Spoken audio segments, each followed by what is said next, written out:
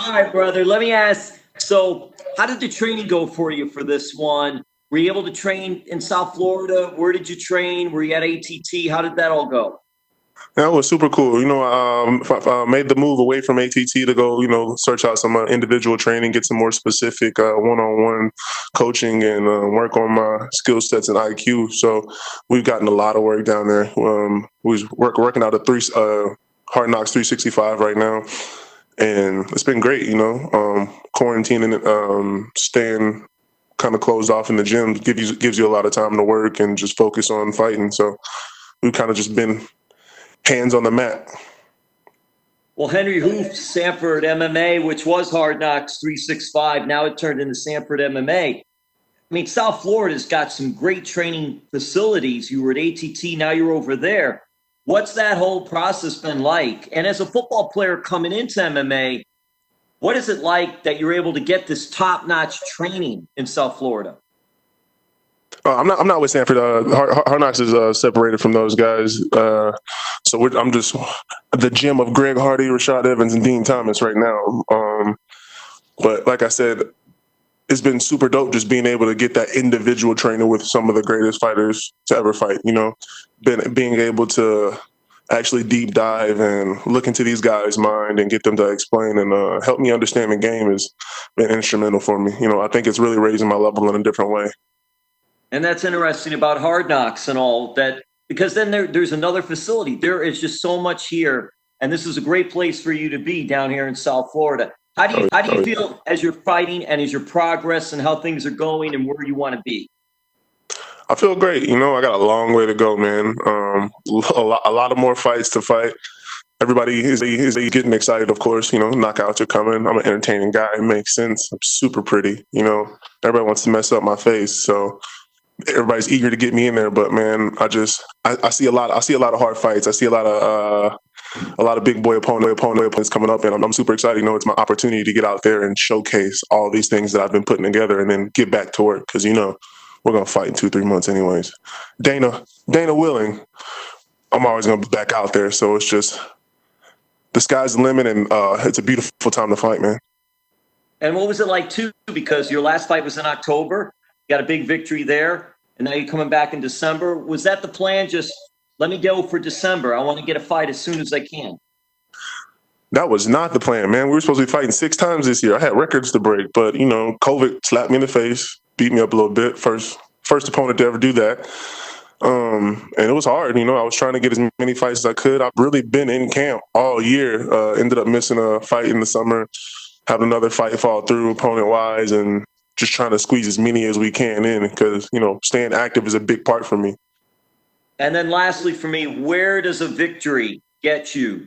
Where does it bring you to for the next one? Closer to Disney World, bro. If everybody loves a winner and you got to go there. That's really all I'm thinking about. Each win is a win. Each victory is a success for me, but it never really means anything until I have the gold. And that's what I've been talking to you guys about from the very beginning, man. And nobody believes it now. They didn't believe it then. They're coming around a little bit, but I'm hungry. I started from the very bottom on purpose so that I could climb my way out and destroy everything in front of me, man. And the day of reckoning is soon coming. The King of War is going to shut down everybody's lifestyle. And you're getting that Disney World, man, from winning in the NFL, brother. You're going to Disney World. I'll take you with me. We can both go. Hey, man, go get him. Social distancing. Social distancing is right. Thank you so much. All the best, brother. We'll take our next set of questions from Jay Anderson with Press.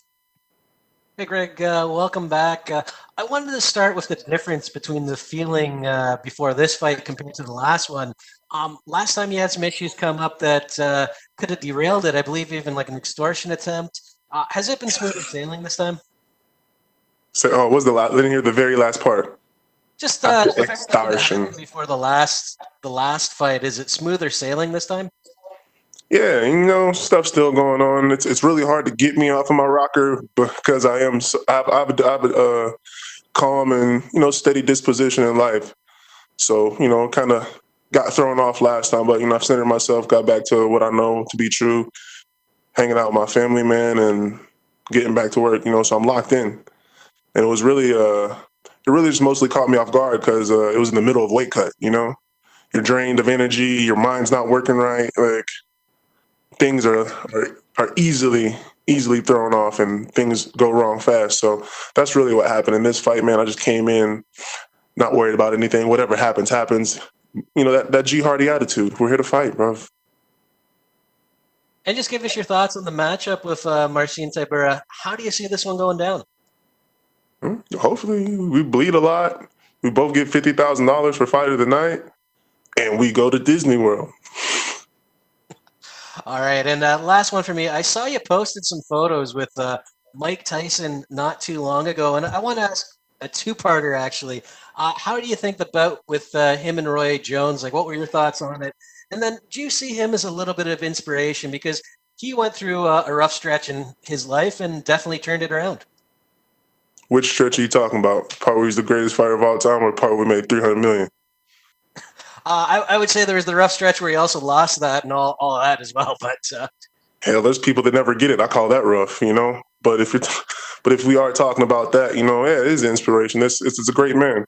Anybody that can get it in the first place, as have I, has accomplished many, many, many things in this world that no one will ever do. So to be able to be even around that guy, as not let alone being around the guys that taught him and have coached him, phenomenal. It's really blowing my mind, and I don't know if you can tell I'm posting it with mad excitement because that's the future. For me, turning it around, getting into a camp to where I can hone my skills in a way that only can happen with championship level people, man. And then I would say for the boxing part, that's a big part for me. I love to be the most diverse athlete, most active, most everything. So it allows me the chance to peek into the boxing world, man, and just attain some skills that aren't obtainable anywhere else. So it's phenomenal, man. I'm loving Team Tyson right now. Can't wait to be a part, would you want to take a boxing bout someday? Oh, yeah, and after I get done shutting this down, handling my MMA business, probably while I'm handling my MMA business, I want to venture into the boxing realm. Dana, I'm trying to holler at Dana. Hopefully we can get some talks into the Zuffa boxing world. Top rank, some Al Heyman, somebody come holler at me, dude, because I definitely want to go over there and knock out the Gypsy King, make light work of that English cat. I don't even remember his name, Joshua, whatever it is, Crybaby Bomber. We'll knock all those guys out, man. And of course, I'm gonna work for it. So it's an aspiration that I think is coming true real fast, and can't wait for it. All right, thanks very much.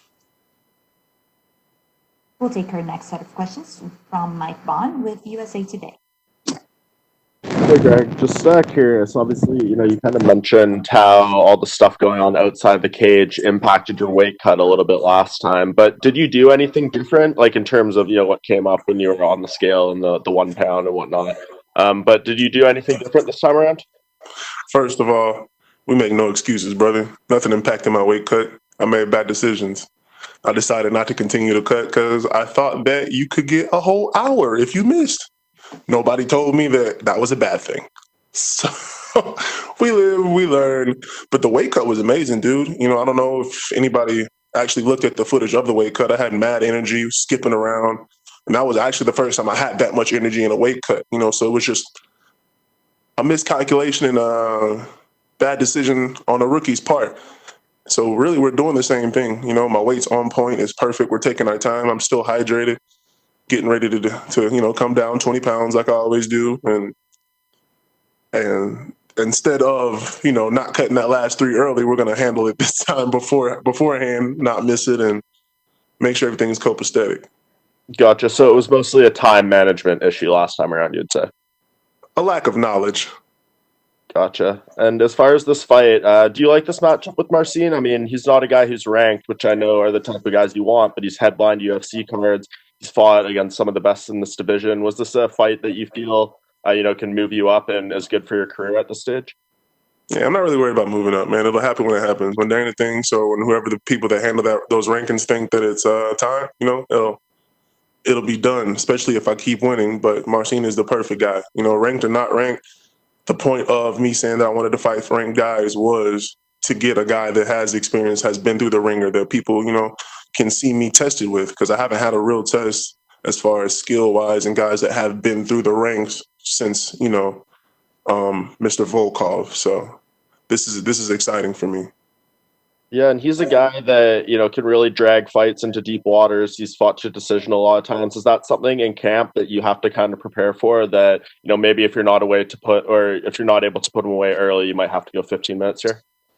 Man, we got rid of that whole putting people away thing when we fought Alan Crowder. That was the last time I did some craziness like this. We're in the if it happens realm right now, And the deep waters is perfect for me, brother. I don't know if you know my former lifestyle and lifetime. I was the Kraken, so that's where I lived. Excellent. Thanks, Greg. We'll take our last set of questions from Damon Martin with MMAfighting.com. So, D. Hey, Greg. Right now where we're at, we're literally about 11 months removed from that Volkov fight, and you've obviously made a lot of improvements. You changed your camp. I know Rashad Evans has become kind of a mentor along with Dean Thomas. Can you kind of give me a sense of like how much you've grown, and can you recognize the Greg Hardy that fought Volkov versus who you are now? Man, the growth is exponential, dude. It's so far in advance that my body's really not keeping up.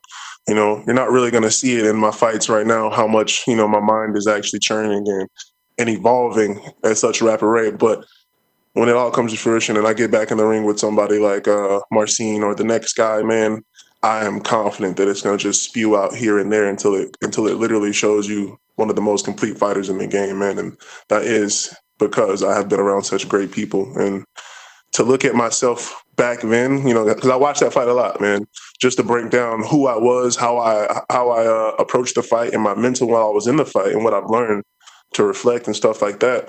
I see a child, and I think I got a lot of respect from that fight, which I appreciate. I love the fans for it and the fight game for it, but I really do see a rookie, a child, and to look back and actually have that thought means that I have evolved. It means that I can actually pick out, and detect and discern what is different from here and now to then. And I'm a definitely different guy. We're going to break his face next time he steps in the ring with me, and I hope it's soon. With all